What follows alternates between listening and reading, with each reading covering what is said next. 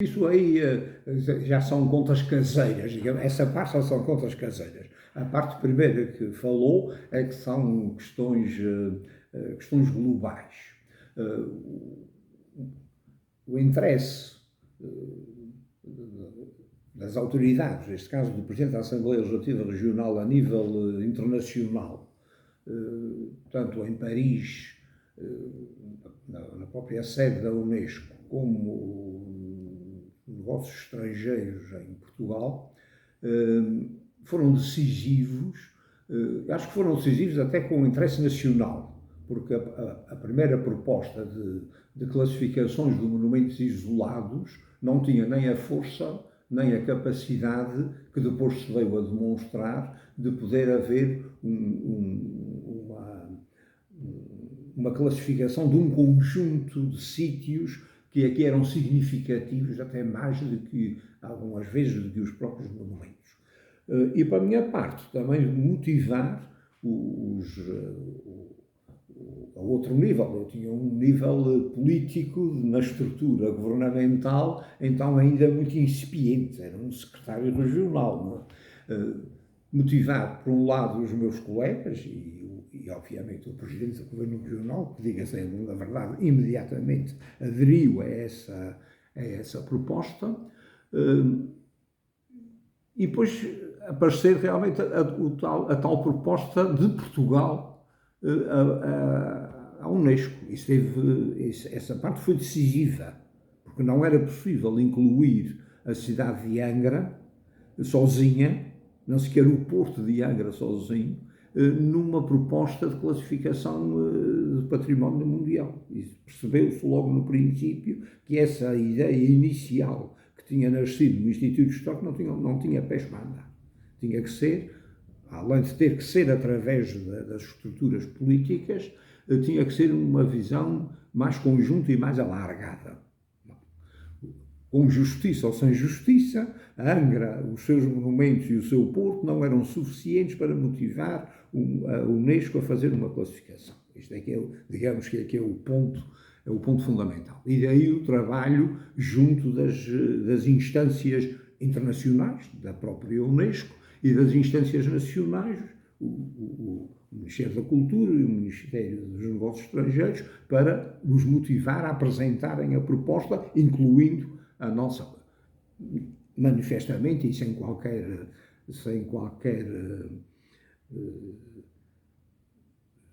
falta de mania das grandezas, a intervenção do Dr. Álamo Jardim foi decisiva para Portugal. Não há dúvida. Se não tivesse sido a proposta conduzida do Instituto Histórico através do nosso sócio Álvaro Jardim, Presidente da Assembleia Legislativa Regional dos Açores, Portugal não tinha tido naquela ocasião possibilidades de fazer uma classificação de um conjunto de sítios portugueses na Unesco. Isso é matéria hoje em dia pacífica, digamos assim, e quem consultar a documentação percebe que assim foi. Pronto, este é um ponto. O outro ponto que falou, que são as questões caseiras, talvez por culpa também do Instituto Histórico, que essas instituições culturais locais e até mesmo as nacionais, são às vezes um pouco elitistas e têm dificuldade em conseguirem expor as coisas de forma que os cidadãos, percebendo o que é que está em jogo, possam aderir. Aqui surgiram uma série de algumas dificuldades. A Câmara de Angra manifestamente não percebeu, ou não quis, ou não esteve interessada, porque esta coisa de governar tem os seus empecilhos. Governar não é fazer tudo o que toda a gente quer ao mesmo tempo, é fazer escolhas. E com uma cidade que, entretanto, quando se começou a pensar nesta questão da salvaguarda do património construído de Angra, a cidade ainda não tinha caído. Caiu, entretanto, agudizou as questões. E os tecnocratas entendiam que não valia a pena, ainda não estávamos numa fase que depois, mais tarde, se desenvolveu, do gosto pela preservação das coisas culturalmente importantes, bonitas ou feias. Não é? Porque, durante muito tempo, os museus e as classificações de monumentos faziam-se pela beleza desses monumentos e não verdadeiramente só pelo seu significado. Hoje em dia fazem parte da lista do património mundial coisas que podem até ser insignificantes e pouco motivadoras para as belezas clássicas. Bom, mas isso já o Instituto Histórico tinha essa preservação. Bom, e quando se pôs esta questão, evidentemente, algumas pessoas que não conheciam os processos, ou até alguns conheciam e não estavam interessados, achavam de que essas regras que, entretanto, tinham sido estabelecidas ao longo de muito tempo, quando Portugal ainda não pertencia à Unesco, essas regras vinham do tempo da destruição da Europa a seguir à guerra, não, durante a Guerra Mundial, a Segunda Guerra Mundial. Eram travões indesejáveis para o progresso e para o desenvolvimento. No fundo, era isto que estava em causa. Eu lembro-me sempre de que, quando era ainda jovem, visitei na Áustria e os castelos de Luís da Baviera. Uma das críticas que na época se fazia ao rei, que então era considerado, e talvez até fosse, um louco e um visionário e um gastador, que tinha posto a Áustria em grandes problemas financeiros por gastar na construção daqueles monumentos. Quando visitei os monumentos, também fui informado, como todos os turistas que lá passaram, que 2/3 do orçamento da Baviera vinha do interesse mundial por esses castelos e das pessoas que os iam visitar e que gastavam o seu dinheiro. Todas estas coisas são provisórias. Não é? Agora, se destroem os ditos monumentos, bom, já não é possível depois usufruir deles. Bom, mas nasceram aqui algumas dificuldades logo no início, porque isto não era só a nível regional ou local que estes problemas se punham. Isto também se punha a nível nacional, porque havia regras, que estão aliás em vigor, que tentavam compensar as comunidades que eram usufrutuárias diretas desses sítios, que entretanto, tendo sido classificados, podiam trazer manifestas dificuldades na sua conservação, por um lado, porque era mais cara a dita conservação, ou até incómodos em algumas zonas que não estavam interessadas em serem invadidas pelos turistas. Na altura já se falava muito, e depois veio-se a tomar, aliás, algumas medidas restritivas, por exemplo, em relação às cidades europeias, nomeadamente Veneza, onde era e é proibido uma série de questões e grandes monumentos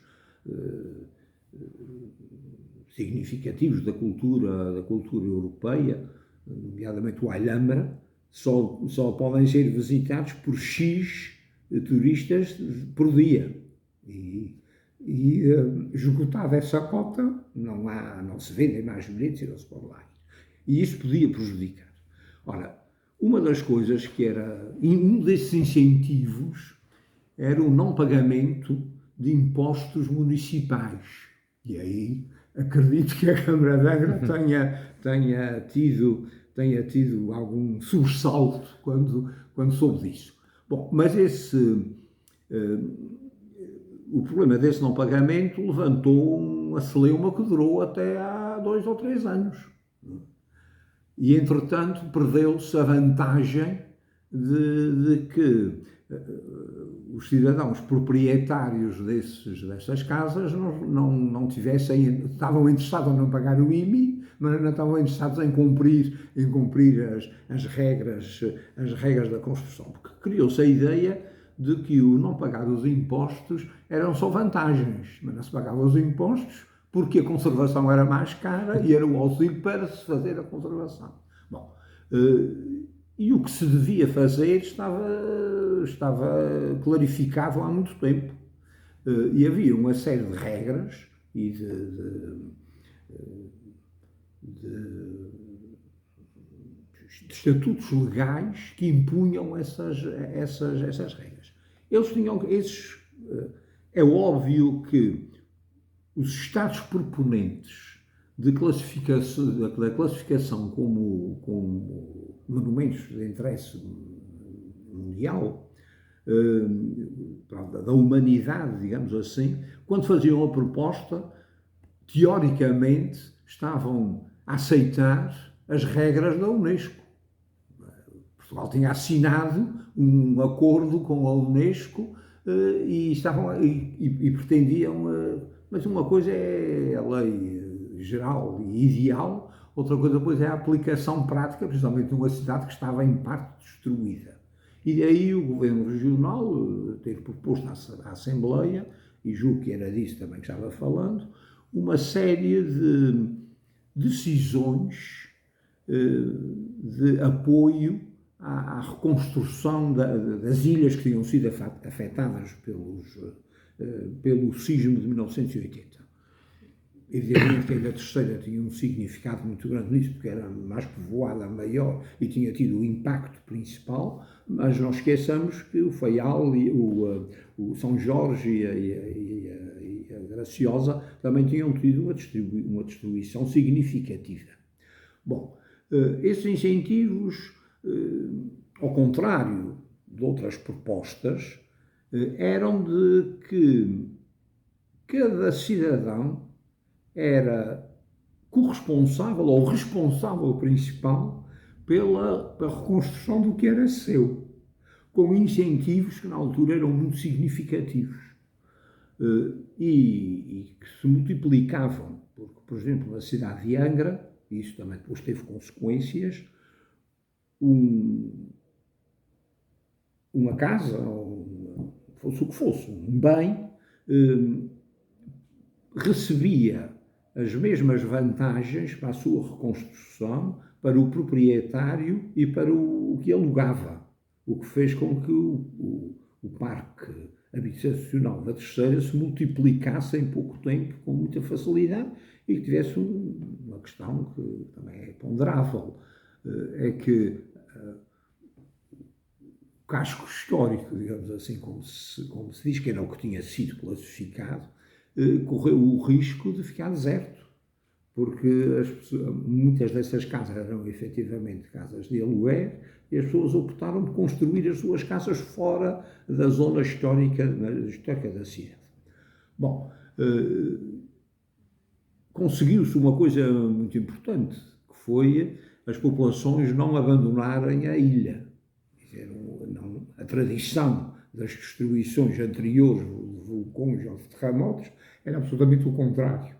As pessoas foram incentivadas, também diga-se, em bom da verdade, a emigrarem, e era muito mais popular e recebia muito mais adesão imediata, a facilidade de poder ir nomeadamente para os Estados Unidos da América, como aconteceu no Faial, ficou reduzida a menos de metade da população.